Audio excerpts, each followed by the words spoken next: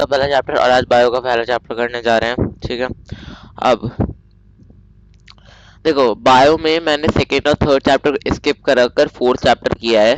मैं आज, ठीक है, आज की बात बताओ तो आज 21st हो रही है, तो 21st को मैं तुम्हारे हिस्ट्री का पहला चैप्टर और ज्योग्राफी का पहला चैप्टर भी इंट्रोड्यूस कर दूंगा, लाइक वो क्लाइमेट वाला चैप्टर भी इंट्रोड्यूस कर दूंगा आज रात तक। और जो बात करें बायोकोलॉजी के चैप्टर नंबर सेकेंड और थर्ड की, तो वो मैं कल इंट्रोड्यूस करूंगा साथ में, कोई दिक्कत नहीं होगी उसमें। ठीक है, तो अब हम लोग स्टार्ट करते हैं। ठीक है, क्योंकि वाटर एब्जॉर्प्शन बाय रूट है, ये थोड़ा डिफरेंट है सेकेंड और थर्ड चैप्टर से। या तो मैं सेकेंड और थर्ड चैप्टर को आफ्टर प्लांट साइकोलॉजी के बात करूंगा या फिर कल ही दे दूंगा। मैं देखूंगा कि ये सबसे बेस्ट क्या रहेगा। ठीक है, so let's start the video. So chapter number 4 जो है एब्जॉर्प्शन बाय द रूट्स। हमारा जब भी हम कुछ स्टार्ट करते हैं तो बेसिकली हमारा क्वेश्चन स्टार्ट होता है व्हाट। ठीक है, एब्जॉर्प्शन ऑफ रूट्स को स्टार्ट करते हुए पहले हम उसका सिलेबस देखेंगे। तो कैरेक्टरिस्टिक, सरफेस एरिया, हम लोग ये सारी चीजें कवर करेंगे। तो पहले पढ़ते हैं कि एब्जॉर्प्शन क्या है। हम लोग कोई भी चैप्टर को जब स्टार्ट करते हैं ना, तो बेसिकली तीन चीजें हम लोग उस चैप्टर के अंदर पढ़ते हैं। कौन कौन सी तीन चीजें हैं वो तीन चीजें होती है आपका व्हाट, व्हाई एंड हाउ। ठीक है, क्या है वो तीन चीजें? आपका व्हाट, व्हाई एंड हाउ। ठीक है, सो पहले स्टार्ट करते हैं विथ व्हाट। अब पहले एब्जॉर्प्शन बाय रूट्स होता क्या है। सिंपल नाम से पता चल रहा है कि जो रूट्स होते हैं प्लांट्स के, ये जो रूट्स हैं प्लांट्स के, ये बेसिकली क्या एब्जॉर्ब करते हैं? वाटर और सॉइल न्यूट्रिएंट, वाटर और मिनरल न्यूट्रिएंट्स को क्या करते हैं? एब्जॉर्ब करते हैं। वाटर का मतलब तो हमें पता है। मिनरल न्यूट्रिएंट्स कैसे कैसे हो गए? आपका होगा नाइट्रोजन सल्फेट, ठीक है, नाइट्रोजन डाइऑक्साइड, इन सब चीज़ों को जो वो लोग करते हैं, तो that is our your mineral nutrients. ठीक है, अब आगे बढ़ते हुए बात करते हैं क्यों। भाई अब ये क्यों करते हैं? ठीक है, हमारा पहला हिस्सा हो गया व्हाट, बट अभी क्यों करते हैं। ये जो है वाटर और मिनरल न्यूट्रिएंट्स को इसलिए एब्जॉर्ब करते हैं क्योंकि इन्हें डेली पर्पसेस को, ठीक है, डेली एक्टिविटीज को क्या देना पड़ता है? अंजाम देना पड़ता है। ठीक है, जैसे कि हम लोग जो है उठते हैं सुबह, रात में सोते हैं, सुबह उठते हैं, पढ़ते हैं, खेलते हैं, फिर सोते हैं, खाते हैं, वो सारा काम जो होता है ना, मैंने ये अरेंज नहीं किया है प्रॉपरली, विदाउट अरेंजमेंट बता रहा हूँ। तो ये हम लोग ये सारे काम जब करते हैं ना, तो प्लान्स का भी यही रहता है कि प्लान्स भी कुछ काम करते हैं। ठीक है, कौन कौन से काम करते हैं भाई? लेकिन जो हम लोग काम करते हैं वो जैसे हमारी लाइफ सेविंग के लिए है, वैसे ही प्लांट्स भी हमारी लाइफ सेविंग के लिए और अपने लाइफ सेविंग के लिए काम करते हैं। कौन कौन सा? पहला करते हैं वो फोटोसिंथेसिस। फोटोसिंथेसिस की बात करें तो फोटोसिंथेसिस होता है आपका एक प्रोसेस जिसकी मदद से प्लांट सनलाइट के प्रेजेंस में फूड जो है वो बनाता है। ठीक है, किसके प्रेजेंस में? सनलाइट के प्रेजेंस में फूड को वो बनाता है। ठीक है, सेकेंड चीज आती है आपका transpiration. Transpiration is a very short chapter और डिटेल्ड में पढ़ाऊंगा। नेक्स्ट जो इसका चैप्टर है वो डिटेल में पढ़ाऊंगा ट्रांसपिरेशन। अभी ट्रांसपिरेशन का एक छोटा सा भाग यहाँ रखेंगे कि ट्रांसपिरेशन क्या है। Loss of water. ठीक है, जब प्लांट जो है वाटर को लूज करते हैं, ठीक है, वाटर वेपर के फॉर्म में, उसे कहते हैं ट्रांसपिरेशन। ट्रांसपोर्टेशन, अब भाई देखो फोटोसिंथेसिस है, फोटोसिंथेसिस से C6H12O6 तैयार होता है विच इज ग्लूकोज। अब ये ग्लूकोज क्या होता है ना, इस ग्लूकोज को सारे एरियल पार्ट्स ऑफ प्लांट से भेजना पड़ता है। तो कैसे भेजते हैं? तो इनको भेजने के लिए होता है पानी। पानी क्या करता है? पानी में ये पर्टिकुलरली डिसॉल्व हो जाता है। ठीक है, डिसॉल्व होने के बाद क्या करते हैं ये? पानी में डिसॉल्व होने के बाद उसके बाद ये पानी में मूवमेंट करता है, अपवर्ड मूवमेंट करेंगे एंड उसके बाद एरियल पार्ट्स ऑफ प्लांट्स पे चले जाएंगे। उसके बाद आता है हमारा मैकेनिकल स्टिफनेस। ठीक है, अब क्या है मैकेनिकल स्टेटमेंट? मतलब cell to maintain turgidity. Turgid मतलब हार्ड होना, क्या होना? हार्ड होना। ठीक है, अब कैसे? अब ये पढ़ेंगे, ये याद रखो कि टर्जिडिटी मेंटेन करती है। ठीक है, अब कैसे करती है? हमारा वॉट हो गया, वाई हो गया, देखो 5 मिनट में हमारा वॉटर वाई हो गया। अब हाउ टाइम लेगा अब हमें 25 मिनट में इसको कंप्लीट करना है, ठीक है। अब देखो कैसे करते हैं। पहले चीज है इसका root for absorption of water. Characteristics क्या क्या है? पहला चीज है surface area of roots enormous होते हैं। दूसरा, उनमें सेल सैप होते हैं और उनके वॉल्स जो है वो थिन होते हैं।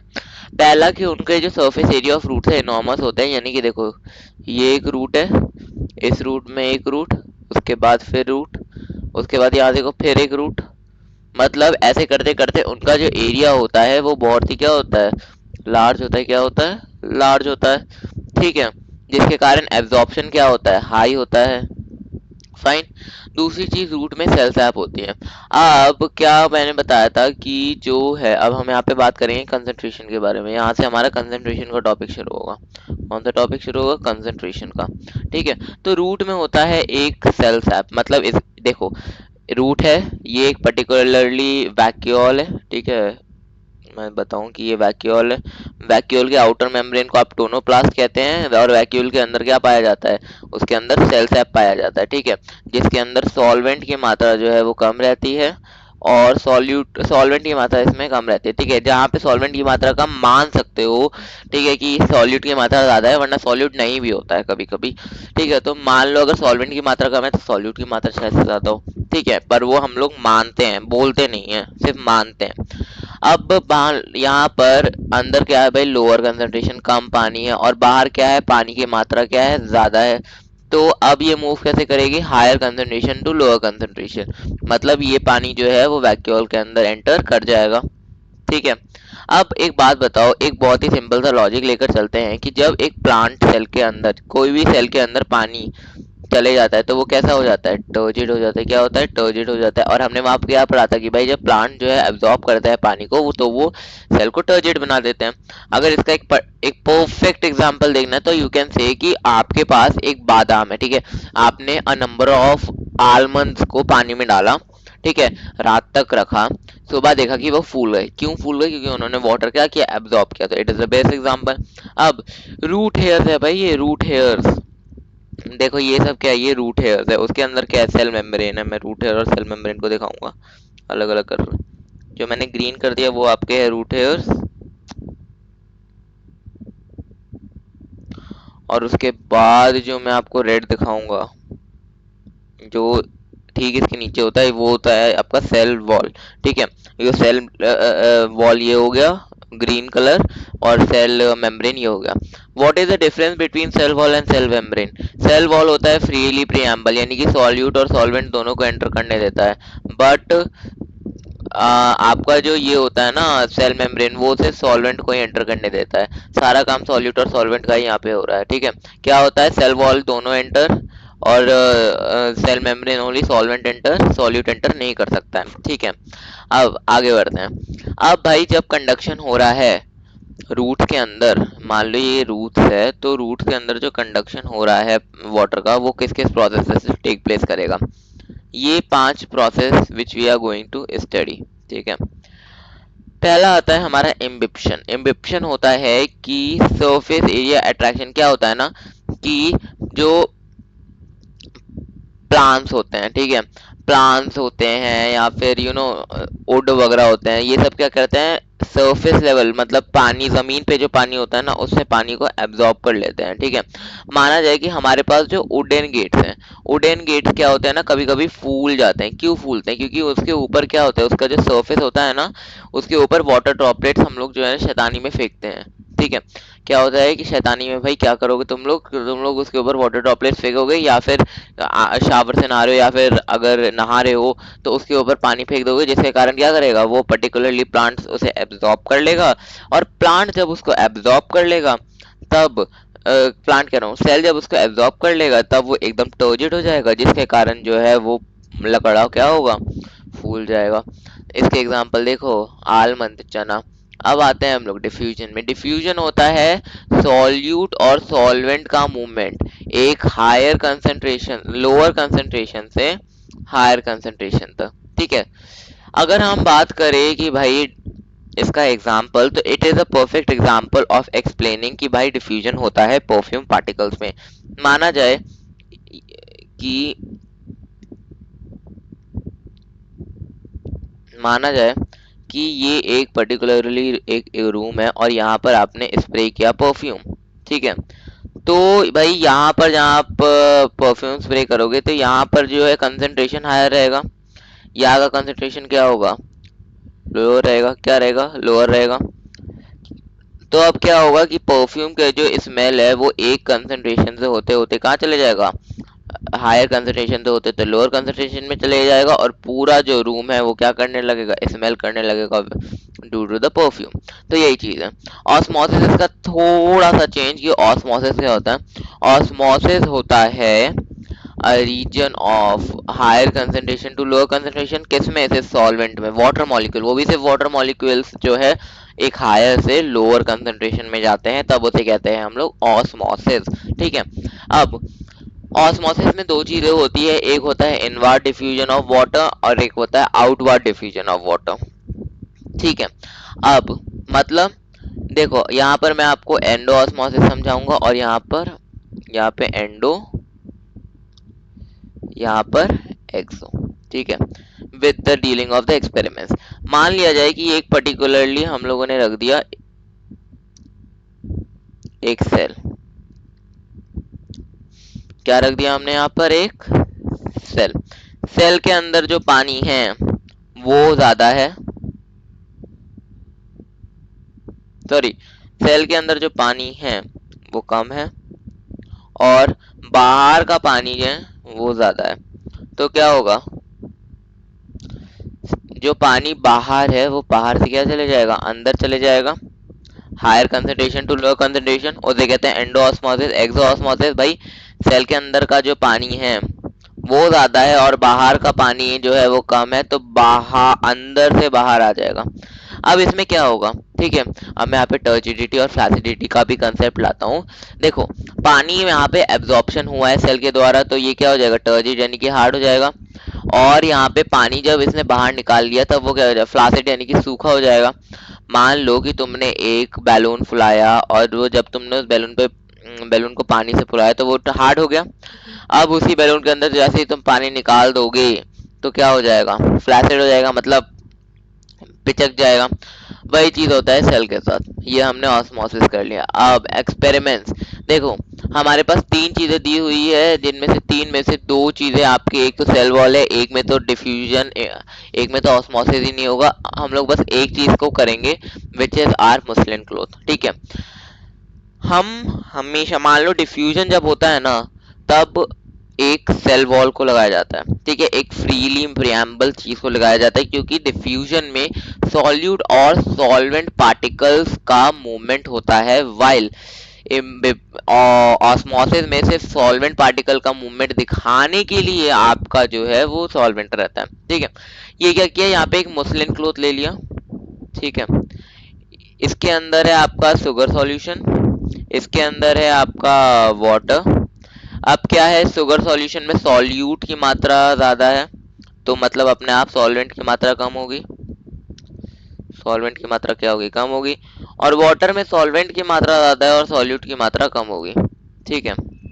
अब क्या होगा, पानी कहाँ से कहाँ जाएगा, पानी क्या होगा, पानी, एक सेकंड, पेन चेंज, पानी बाहर से अंदर चले जाएगा, लेकिन सिर्फ पानी। क्यों, क्योंकि यहाँ पे एक सेमी प्रिएम्बल मेम्ब्रेन हमें दिया हुआ है, तो वी नो कि जब भी हम सेमी प्रिएम्बल मेम्ब्रेन का यूज करते हैं तो it is always, it always allows for the movement of the water particles, not anything else, solute particles भी नहीं। अब अगर मान ले कि यहाँ पे हमने कोई और लगाया होता जो फ्रीली प्रिएम्बल होता, तो डायरेक्टली क्या होता, सॉल्यूट और सॉल्वेंट पार्टिकल दोनों का क्या होता, ट्रांसपोर्टेशन होता, ठीक है। अब एक क्वेश्चन आता है कि कब तक, ये क्वेश्चन तो है कि कब तक ऑस्मोसिस चलेगा। ऑस्मोसिस भाई कब तक चलेगा, तो ऑस्मोसिस चलेगा आपका जब तक दोनों जगह इक्वल अमाउंट ऑफ सॉल्वेंट ना आ जाए। यानी कि अगर मान लो इसके अंदर 100 ml है, इसके अंदर आपके पास इसके अंदर मान लो कि सॉल्यूट पार्टिकल की मात्रा 10 ml है, ठीक है। तो अगर मैं इसके अंदर, या फिर मान लो कि दोनों में उसके अंदर 0 है, सॉल्वेंट एकदम ही नहीं है, से सॉल्यूट पार्टिकल है, होगा सॉल्वेंट होगा, लेकिन मैंने अभी एक एग्जांपल के लिए उसे जीरो माना है।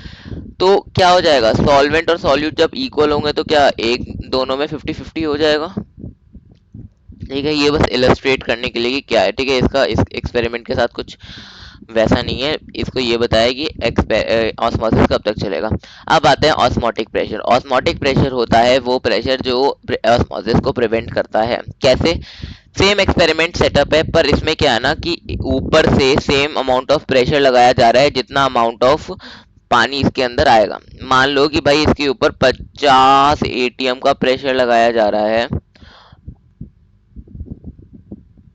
चलो 50 एटीएम बहुत ज्यादा होगा, मान लो इसमें 1 लीटर का 1 एटीएम का प्रेशर लगाया जा रहा है। ठीक है, 1 एटीएम का प्रेशर लगाया जा रहा है और इसमें 1 लीटर पानी को क्या करना है, प्रवेश करना है। लेकिन 1 एटीएम का प्रेशर लगाने के कारण जो अमाउंट होता है वो इक्वल हो गया, जिसके कारण 1 लीटर और 1 एटीएम इक्वल हो गए शायद। मैंने ये शायद इसलिए बोला ना क्योंकि मैंने इसको प्रॉपरली सॉल्व करके नहीं, ये बस मैं एग्जांपल इलस्ट्रेट कर रहा हूँ कि ऊपर से आपने कोई भी फोर्स लगाया, कितना भी फोर्स लगाया, और जितना पानी उसके अंदर जाना चाहेगा उतना पानी नहीं जा पाएगा, क्योंकि जितना फोर्स यहाँ पर लग रहा है वो इक्वल बन जाएगा, जिसके कारण वो ऑस्मोसिस को प्रिवेंट करेगा। ठीक है, अब आता है टॉनिसिटी। टॉनिसिटी क्या होता है भाई, तुम्हें हायर से लोअर जाना है या लोअर से हायर जाना है, वो आपको डिस्कस करता है हमेशा टॉनिसिटी। ठीक है, तो अब टॉनिसिटी होते हैं 3 तरह के, हाइपरटोनिक, हाइपोटोनिक, आइसोटोनिक। देखो मैंने इसके बारे में बात किया है एंडो और एक्सो ऑस्मोसिस में, टर्जिड और फ्लैसिड, तो इसके बारे में मैं उतना बात नहीं करूंगा, बस इसको बता दूंगा ये होता क्या है। अब देखो, हाइपरटोनिक की जहां तक बात करें तो हाइपरटोनिक होता है कि पानी अंदर से बाहर आ जाता है जिसके कारण एक सेल फ्लैसिड होता है। हाइपोटोनिक होता है कि पानी बाहर से अंदर चले जाता है जिसके कारण एक सेल फ्लैसिड हो जाता है। और आइसोटोनिक होता है कि बाहर का कंसंट्रेशन वाटर और अंदर का कंसंट्रेशन वाटर इक्वल होने के कारण कोई भी ट्रांसपोर्टेशन टेक प्लेस नहीं करता है। ठीक है, अब लेट्स मूव फॉरवर्ड। अच्छा, प्लाज्मोलाइसिस यानी कि देखो सेल जो है वो फ्लैसिड बन जाएगा, और डीप्लाज्मोलाइसिस जब सेल टर्जिट बन जाएगा। यहाँ हाइपोटोनिक और हाइपरटोनिक की डेफिनेशन ना थोड़ी उल्टी है, इसको मैं करेक्शन करके डाल दूंगा। ठीक है, तो हाइपोटोनिक और हाइपरटोनिक की यहाँ पे डेफिनेशन मैंने गलत डाली हुई है। बाकी ये सही है कि वो टर्जिट जो बनता है तो डीप्लाज्मोलाइसिस है, फ्लैसिड जो है प्लाज्मोलाइसिस है, वो सब सही है। अब बनते हैं एक्टिव और पैसिव ट्रांसपोर्ट। एक्टिव ट्रांसपोर्ट भाई आयंस या किसी भी सॉल्ट का जब ट्रांसपोर्टेशन होता है लोअर टू हायर, या हायर टू लोअर नहीं है, लोअर टू हायर है। ठीक है, through cell membrane, cell membrane के कारण। अब देखो सेल मेम्ब्रेन सॉल्वेंट को दे रहा था, अब उन्होंने ऐसा सेल मेम्ब्रेन लगाया है कि अब वो सॉल्यूट को पास करने दे रहा है, सॉल्वेंट को नहीं। तो जो आयन और सॉल्ट जो है सेल मेम्ब्रेन के द्वारा पास हो रहा है एक लोअर कंसंट्रेशन से हायर कंसंट्रेशन यूजिंग एटीपी। ठीक है, अब भाई ये मैंने क्या बोल दिया, ये थोड़ा कंफ्यूजिंग लगेगा। मान लो अब ये एक झरना है, ठीक है, ये जो है झरना पानी यहाँ से गिरते गिरते गिरते गिरते वो हायर है, ये लोअर कंसंट्रेशन है, मान लो नीचे आ जाएगा। अब मान लो अगर हमें इसी झरने को, पेन चेंज करता हूँ तो कंफ्यूजन ना हो जाए, इसी झरने को भाई ऐसे एकदम उल्टा भेजना है कि नहीं भाई तुम वापस से ऊपर चले जाओ, ऊपर चले जाओ, तो some amount of energy needed, हम लोग मशीन्स का यूज करेंगे इसे वापस भेजने के लिए, है ना। तो कुछ अमाउंट ऑफ एनर्जी लगेगा इसे लोअर टू हायर, क्योंकि देखो यहाँ पर लोअर था, यहाँ पे हायर था, यहाँ पर लोअर था, लोअर टू हायर।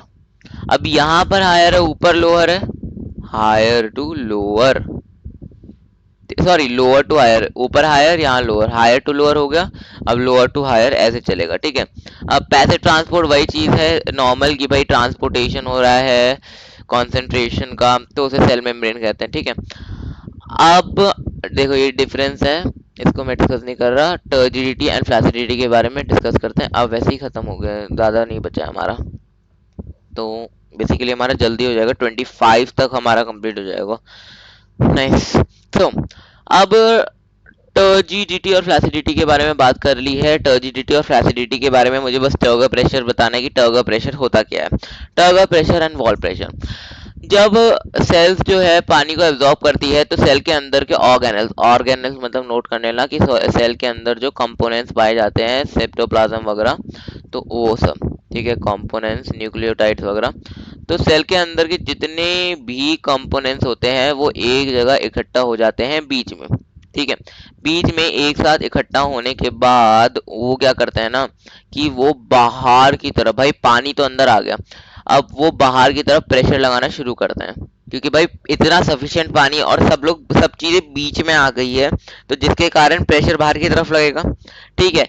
लेकिन इसको तो बोल दिया भाई टर्गर प्रेशर जो कंपोनेंट्स लगा रहे हैं, लेकिन जो सेल वॉल है उनके बाहर की, मान लो ये सेल वॉल है, ठीक है, इतनी बड़ी नहीं है, इतनी सेल वॉल है, सेल वॉल अंदर की तरफ इसे प्रेशर लगाकर, इससे इक्वल अमाउंट ऑफ प्रेशर लगाकर इसको बैलेंस करती है, जिसकी मदद से कहीं सेल फट ना जाए।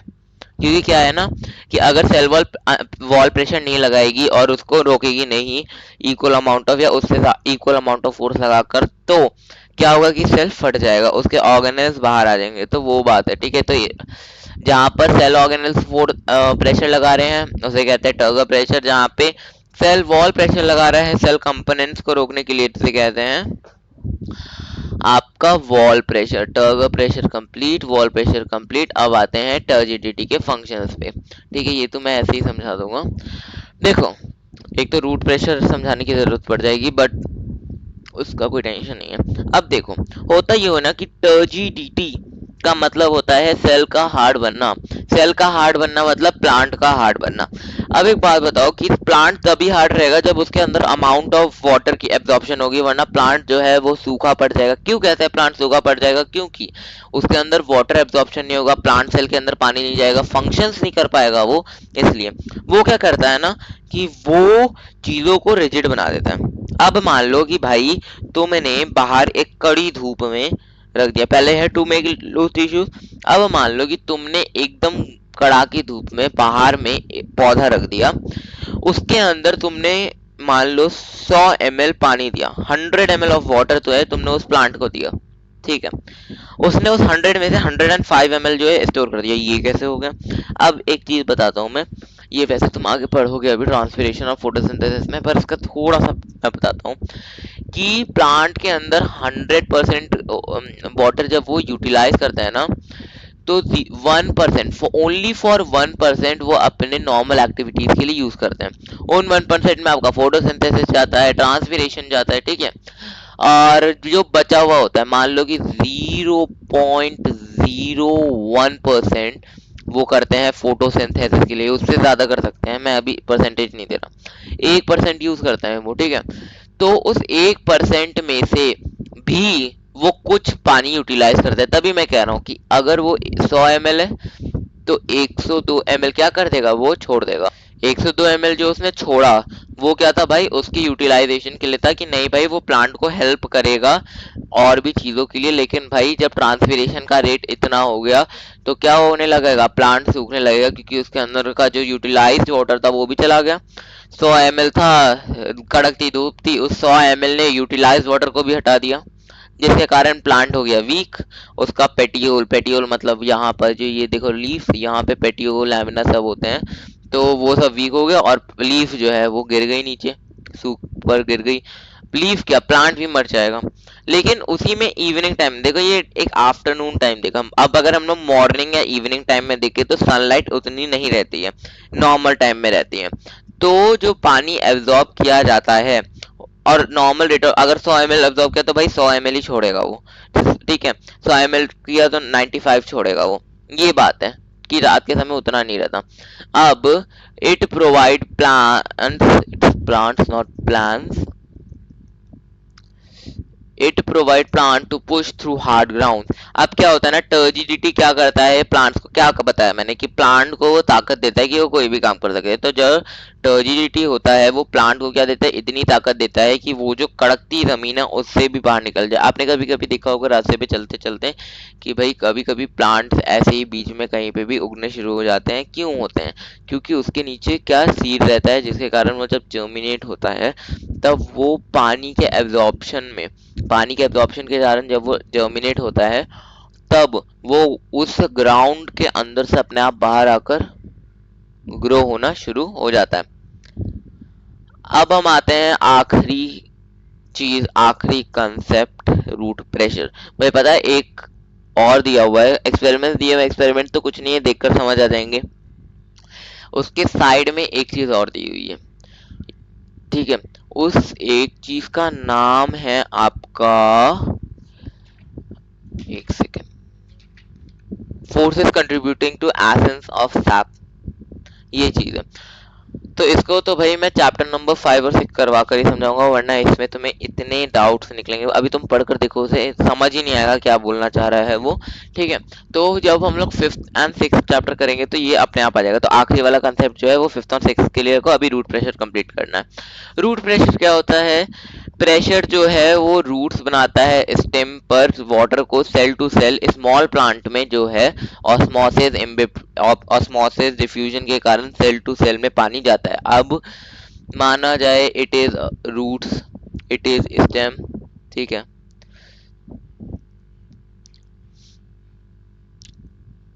वो स्टेम है, ऊपर नीचे रूट है। अब स्टेम को मैं थोड़ा ग्रीन से दिखाता हूँ, ज्यादा अच्छा लगेगा। ये माना जाए ये एक स्टेम है, स्टेम के अंदर क्या है? सेल्स प्रेजेंट है। देख रहे हो यहाँ पे अकाउंटिंग ऑफ सेल, यहाँ पे क्या है कि आप सेल्स को इजीली काउंट कर पाओगे, कितने 10 से 15 सेल्स मैं बना दूंगा, है ना। 10 से 15 भी नहीं, 10 ही बना पाऊंगा शायद से। तो इसके अंदर सेल्स हैं। नीचे से फ्रूट जो है वो पानी एब्जॉर्ब करता है, वाटर का कंडक्शन होता है। अब क्या होता है ना, स्मॉल प्लांट्स में रूट प्रेशर का यूज किया जाता है प्लांट्स को, वो क्या कहता है, जल्दी जल्दी ऊपर पानी पहुंचाने के लिए स्मॉल प्लांट्स को जरूरत पड़ती है। तो ठीक है, जब इसको वाटर ऊपर किया गया, अब फिर से पेन चेंज ब्लू में करूंगा। अब क्या होगा भाई, कंडक्शन हो गया पानी का। अब वो क्या करेगा, रूट जो है वो स्टेम के अंदर प्रेशर बनाएगा कि नहीं भाई। एक सेल में गया, एक सेल से दूसरे सेल में भेज, दूसरे सेल से तीसरे सेल में भेज, ऐसे करते करते करते करते हर सेल के अंदर पानी जाएगा और वो ऊपर तक इजीली पहुंच जाएगा। लेकिन condition only for small plants, not for big plant. अगर तुम लोग बिग प्लांट्स से काम करोगे, बिग प्लांट्स यानी कि ट्रीज वगैरह, ठीक है, ट्रीज वगैरह से अगर तुम काम करने का ट्राई करोगे कि ट्रीज से काम हो जाएगा, तो नहीं हो पाएगा। अगर ट्रीज में रूट प्रेशर जनरेट हुआ तो भाई पेड़ सूख कर मर जाएगा, क्योंकि उसके अंदर नंबर ऑफ काउंटिंग सेल्स नहीं होते हैं। उसके अंदर इतने सारे सेल्स होते हैं भाई, हजारों सेल्स होते हैं, उससे ज्यादा सेल्स होते हैं, जिसके कारण जब तक पानी रूट प्रेशर के कारण ऊपर पहुंचेगा तब तक तो पेड़ मर चुका होगा, ठीक है। तो उसमें है ना डायरेक्ट चीज होती है कि भाई तुम पानी लो, ऊपर पहुंचाओ, इंडक्शन, इम्बाइबेशन, ऑस्मोसिस जो भी करो, और भाई प्लांट्स को जिंदा रखो, वो बात है, ठीक है, ट्रीज में। लेकिन स्मॉल प्लांट्स में रूट प्रेशर यूज होता है, ठीक है। So that's all for chapter number 4, ठीक है। We have completed one each chapter from science. Night में, रात में हम लोग करेंगे हिस्ट्री एंड ज्योग्राफी का एक एक चैप्टर। वैसे तो आज ज्योग्राफी नहीं हो पाएगी, ज्योग्राफी कल, ज्योग्राफी प्लस जो अगले कुछ चैप्टर है उसकी वीडियो कल आ जाएगी, ठीक है। वेल देन सब्सक्राइब, क्योंकि हमारी जो वीडियोस हो रही हैं वो अभी बहुत ही सही से बन रही है, बहुत ही शॉर्ट टर्म बन रही है। अगर पिछले वीडियोस भी देखोगे तो उसमें कहीं पे भी हम लोगों ने आधे घंटे से पार किया ही नहीं है, ठीक है। क्योंकि इसे बनाने में उतना ही टाइम लग रहा है जितना समझाने में लग रहा है, ठीक है। या मुझे भी टाइम का पता नहीं चलता है, क्योंकि फिजिक्स का जब मैंने बनाया था, मैं सीरियसली बताऊं, मेरी जो फर्स्ट वीडियो मैंने फिजिक्स की बनाई थी, it I started at 8, ended at 8:42, और बस 30 मिनट की वीडियो बनी थी वो। कैन यू इमेजिन, मतलब टाइम कैसे बन रहा है, 8 से पौने 9 हो रहे हैं वीडियो बनाते बनाते विदाउट एनी पॉज और ब्रेक। सो देख रहे हो, तो ठीक है। सो कूल, टेस्ट आ जाएगा डिस्क्रिप्शन में, नोट्स आ जाएगी डिस्क्रिप्शन में। बस ये याद रखना, हाइपोटोनिक और हाइपोटेनिक की डेफिनेशन नोट्स में गलत है, तो वो तुम बुक के हिसाब से सही कर लेना, जो या फिर जो मैंने बताया उसके हिसाब से लिख लेना, ठीक है। Meet you tonight, until then bye, ठीक है।